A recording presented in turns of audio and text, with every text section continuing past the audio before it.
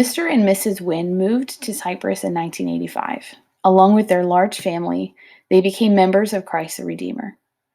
Shortly after their arrival, they invited His Excellency, Bishop George Schultz, the pastor of CTR at the time, to their house for dinner. Mrs. Nguyen made traditional Vietnamese dishes that include egg rolls and shish kebabs. The bishop really loved the egg rolls.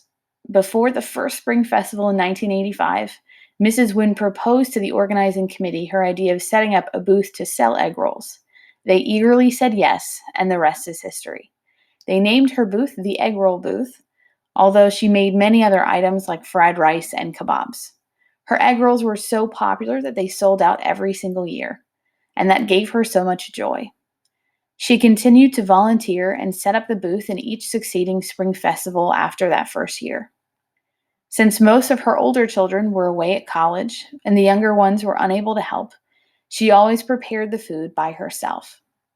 On the day of the festival, her older children would normally come home to help at the booth, but she was actually a one-person show for many years. To ease her work on the day of the festival, she started making the egg rolls a few weeks in advance and froze them. She didn't mind and never complained about the hard work. She said it was part of her commitment to serve the Lord. While she's no longer with us, it has always been her wish for her children to carry on her work as long as they can. Recently, the Egg Roll Booth changed its name to the Vietnamese Booth, and a few more items have been added to the menus.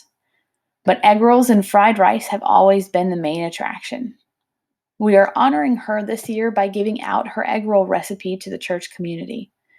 While everyone has his or her own way of making egg rolls, this was her version, and this was what people came to her booth for. You can follow along and make them from home. We hope you enjoy them.